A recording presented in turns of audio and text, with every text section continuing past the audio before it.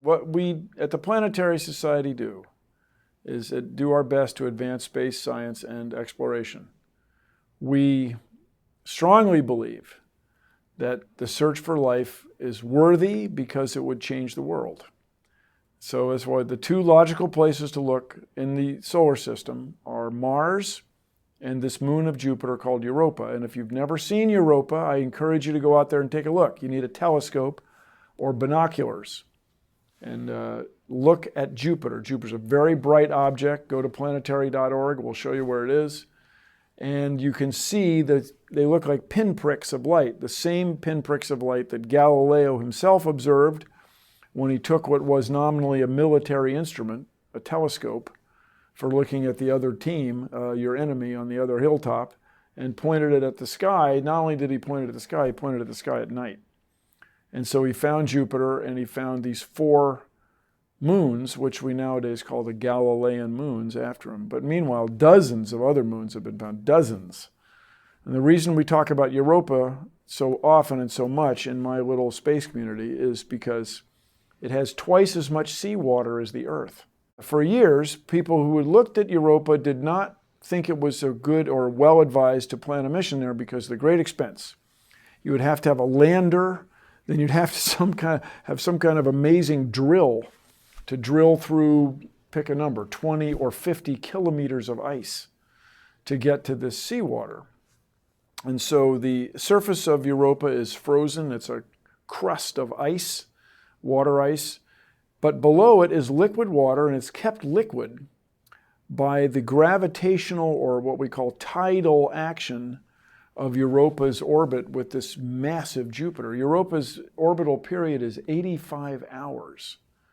And I got to tell you, I mean, imagine the moon going around the Earth every 2 days, every 3 days. Instead of a month, you'd have a 3-day period. It would be really short, a short month. And so this keeps, like squeezing a rubber ball, it keeps Europa warm, so there's seawater. So it's people who have looked at what it takes to be a living thing, which nowadays, these people nowadays call themselves, we like to call ourselves, itself, astrobiology.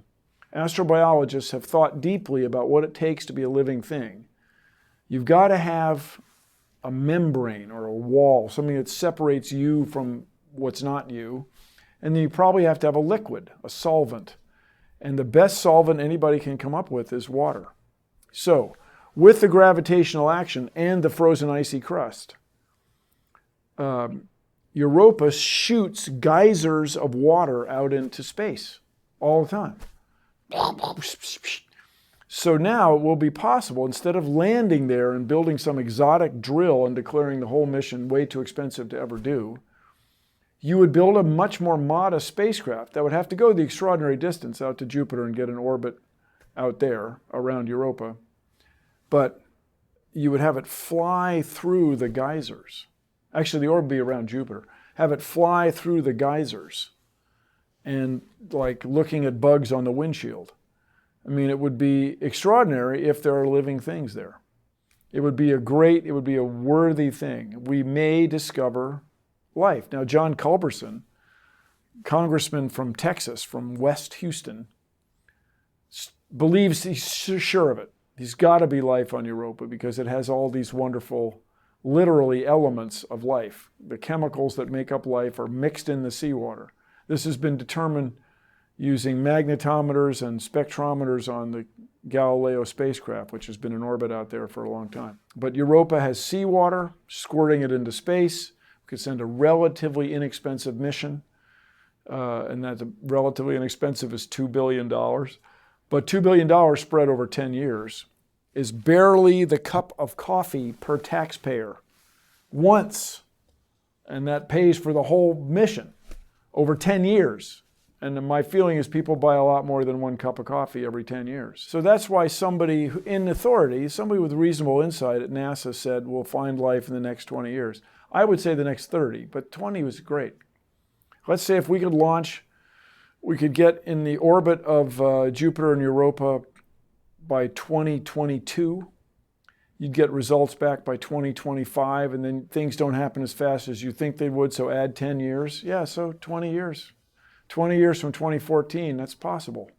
it would change the world for a price of a cup of coffee. And wait, there's more. It wouldn't be the work of a guy like Galileo or Copernicus or Kepler. These are famous names in astronomy, or Isaac Newton or Einstein. It would be the work of all of us. It would be the work of all of us taxpayers and citizens of the earth who participate in this. Now, it might be US taxpayers nominally, but guarantee you the European Space Agency, Canadian Space Agency, almost certainly the Indian Space Research Organization, the Roscosmos, everybody would have a small part on this mission. Everybody would be involved. And if we were to find evidence of life, it would change the world. Change the world.